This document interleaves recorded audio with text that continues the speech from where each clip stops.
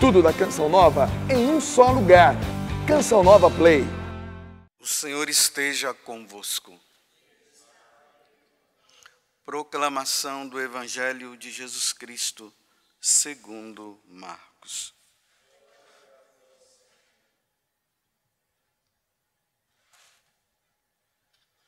Naquele tempo, Jesus atravessou de novo numa barca para outra margem. Uma numerosa multidão se reuniu junto dele e Jesus ficou na praia. Aproximou-se então um dos chefes da sinagoga chamado Jairo. Quando viu Jesus, caiu a seus pés e pediu com insistência: "Minha filhinha está nas últimas. Vem e põe as mãos sobre ela, para que ela sare e viva." Jesus então o acompanhou. Uma numerosa multidão o seguia e o comprimia. Ora, achava-se ali uma mulher que há 12 anos estava com uma hemorragia. Tinha sofrido nas mãos de muitos médicos, gastou tudo o que possuía e, em vez de melhorar, piorava cada vez mais. Tendo ouvido falar de Jesus, aproximou-se dele por detrás, no meio da multidão, e tocou na sua roupa. Ela pensava: "Se eu ao menos tocar na roupa dele, ficarei curada." A hemorragia parou imediatamente e a mulher sentiu-se dentro de si que estava curada da doença. Jesus logo percebeu que uma força tinha saído dele. E voltando-se no meio da multidão, perguntou: "Quem tocou na minha roupa?" Os discípulos disseram: "Estás vendo a multidão que te comprime e ainda perguntas: quem me tocou?" Ele, porém, olhava ao redor para ver quem havia feito aquilo. A mulher, cheia de medo e tremendo, percebendo o que lhe havia acontecido, veio e caiu aos pés de Jesus e contou-lhe toda a verdade. Ele lhe disse: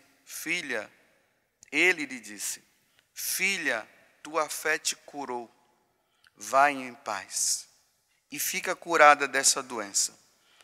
Ela estava ainda falando quando chegaram alguns da casa do chefe da sinagoga e disseram a Jairo: "Tua filha morreu."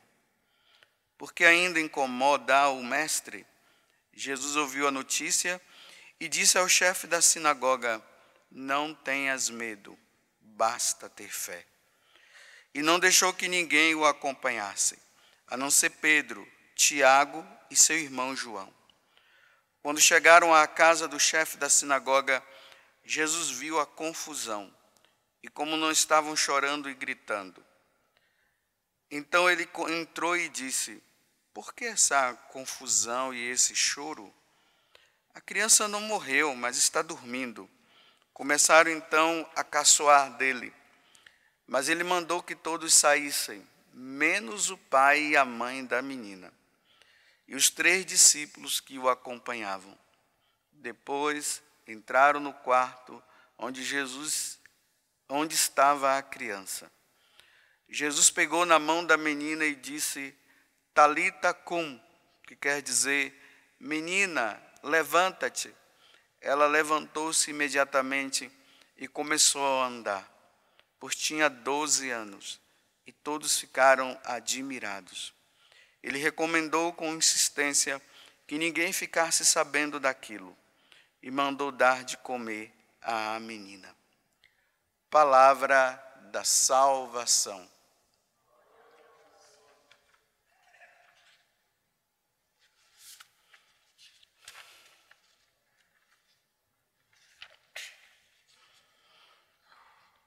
Hoje, na continuação do Evangelho de ontem, nós vimos Jesus que entrou num território pagão, não foi recebido por aquele pessoal, ele retorna agora para a terra israelense, para a terra santa, para a terra dos judeus, e ele é recebido com muita alegria.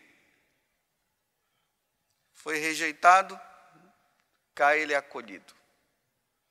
E aqui acontece esses dois fatos maravilhosos. Um pai que suplica que ele ressuscite a filha dele porque estava morta.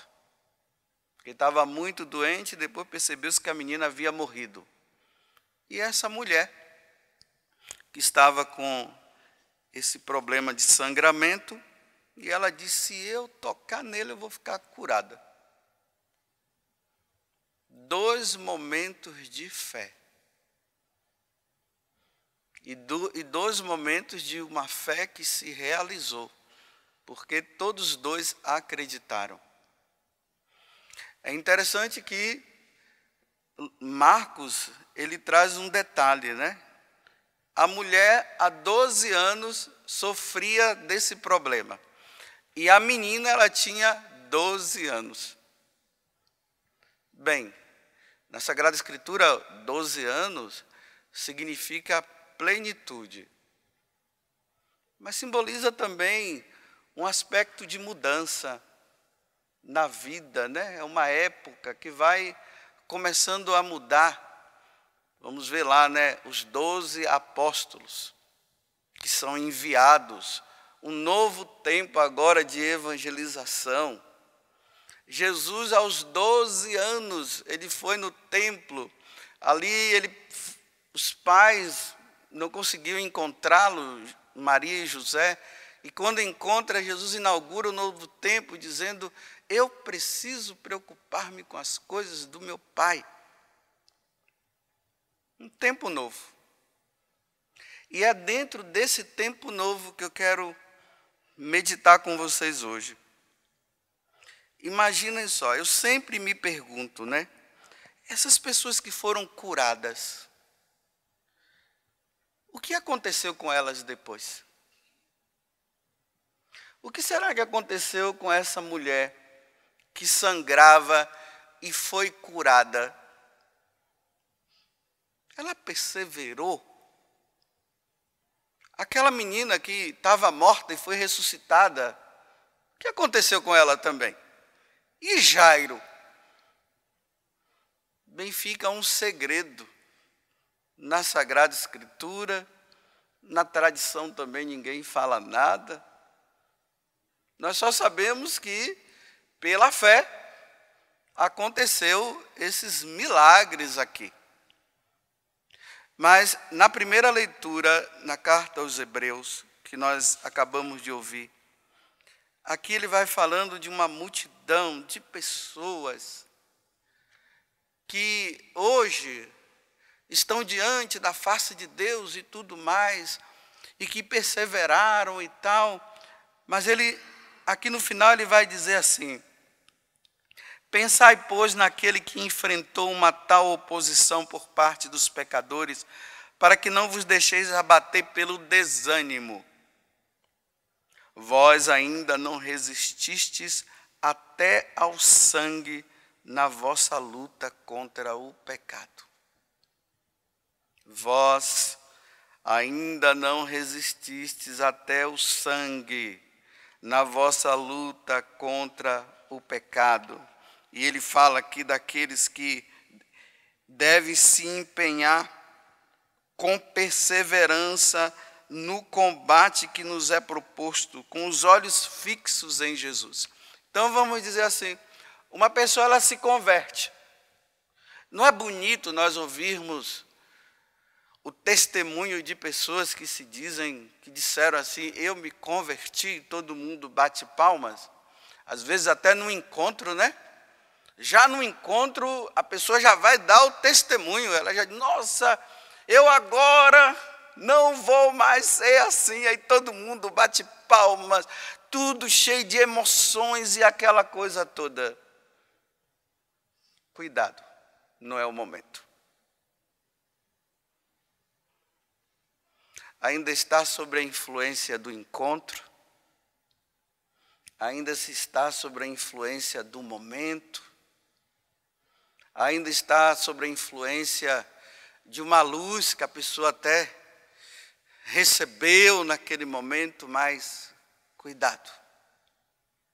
Você ainda não resistiu até o sangue na vossa luta contra o pecado. É preciso perseverar até o fim. Por isso que hoje, quando eu meditava essa passagem do Evangelho, eu ficava me perguntando, e Jairo perseverou? E essa moça? E aquela mulher? Foram até o final? Porque, não nos enganemos, meus irmãos, essa menina morreu depois, viu? Ela morreu. A família ficou feliz, minha filha voltou, alegria toda. Fizeram até festa, mas perseverou até o fim. Existe uma verdade na doutrina católica que nós não podemos deixar de meditar. E a meditação é a perseverança final. Você já parou para meditar na perseverança final? Na sua perseverança. Dá uma olhada na tua vida passada. Observe como é que você está hoje. Você está caminhando nessa perseverança. Você continua ainda com aquela empolgação, aquele entusiasmo. Um parêntese, empolgação que eu estou falando aqui, entusiasmo não é aquela coisa histérica. Que às vezes é mostrada, né, com aquela coisa toda. Cuidado, é fogo de palha. Eu estou falando de uma perseverança aqui dentro. Que eu baseio a minha vida em Jesus Cristo. E que vou com Ele. Com cura ou sem cura. Com problemas resolvidos ou não. E eu estou ali, olha. Faça chuva, caia chuva ou caia canivete. Eu estou ali, fiel, perseverando. Perseverando na minha vida de oração. Perseverando naquele rosário que eu rezava. Perseverando naquela adoração que eu fazia, perseverando naquela luta contra aqueles pecados que queriam me dominar e eu estava ali. É nesse entusiasmo que eu estou falando. Fecho parêntese e continuo. E aí, você está? Ou você até está perseverando na igreja. Aí eu falo para os membros da comunidade, e falando para os membros da comunidade, estou falando para mim também, que eu não estou fora disso. Você lá na sua paróquia, dá uma olhada na tua vida para ver se realmente você continua naquela perseverança tua. Ou você já se abriu para algumas coisas e já começou a dizer, bem, não é bem assim, não precisa de tanta radicalidade, né? Afinal de contas, aí começa a olhar os maus exemplos, para através dos maus exemplos, eu confirmar o meu e continuar no meu mau exemplo. Aí eu começo a dizer assim, está vendo fulano de tal, que há tantos anos, olha só como é que é ele. Ele não é tão radical assim. Em vez de procurar o exemplo dos santos, que já estão na eternidade e não vão dar mais trabalho, porque já estão lá. Fica olhando os maus exemplos de pessoas que não dão mais bom exemplo, e eu começo a dizer, não, se aquela pessoa é assim, por que eu não posso ser? E aí a tal perseverança naquela vida de santidade, naquela luta contra o pecado, como na carta aos Hebreus está dizendo, vós ainda não resististes até ao sangue. Olha, tome cuidado, você ainda não resistiu. Dá uma olhada, desconfie de você mesmo. Nós não podemos ficar numa confiança tão grande em mim, em nós. Eu sou o cara, cuidado com isso. Porque é preciso entrar num combate contra o pecado, contra as forças do mal que não desistem e não vão desistir até o último momento. Até o último momento da tua vida, o diabo vai fazer de tudo para tirar você de Deus, até o último momento. Sabe qual é o último momento? Naquele momento que você e eu estivermos lá, ou com pessoas em volta de nós, ou se não dentro de uma UTI de um hospital, e nós estamos lá na agonia, e o diabo está ali dizendo, e agora, e jogando na tua cara, coisas que você fez no passado, e dizendo para você que Deus não te perdoou coisa nenhuma, que você não se confessou direito, e o diabo ali no último momento para você dizer assim, não tem jeito para mim, e morrer assim, olha, o último momento é esse, ó. E aquieta. Esse é o último momento. E é isso que o autor da carta aos Hebreus está dizendo. Você ainda não lutou. Até o último momento. Enquanto você estiver vivo, não se ache o tal. Porque na medida que o tempo vai passando, em vez de as pessoas perseverarem na santidade, elas não perseveram na santidade, mas não. Eu digo para você, dê uma olhada na tua vida. Hoje pare, vá para um lugar sossegado e medite e observe. Você antes da conversão, você na conversão, nos primeiros anos de convertido e como você está hoje. Dá uma olhada. Porque às vezes eu fico impressionado, né? Pessoas que viviam na igreja, que levavam uma vida de santidade assim que de dar inveja. Aí a pessoa, ela abandona a igreja. Aí depois nos Facebooks, as pessoas começam a mostrar para duas pessoas, Deus e todo mundo. Ela mostra para essas duas pessoas a vida de pecado que ela está vivendo agora. Você olha lá no Facebook, está a pessoa lá. Olha, com aquelas coisas assim, bem de Hollywood, né? Aí está lá a pessoa com garrafa de bebida na mão. Tem outros, né, que estão ali com o novo amiguinho ou a nova amiguinha, que já é um namorado do namorado e a namorada da namorada. E aquele monte de efeitos assim, que vai assim, chega, desaparece e some. Aí aparece de novo aquele negócio lindo, que a pessoa fica assim, vida de pecado, mostrando para duas pessoas, Deus e todo mundo. Aquela pessoa que estava ali numa vida santa, imagine, uma religiosa ou um seminarista.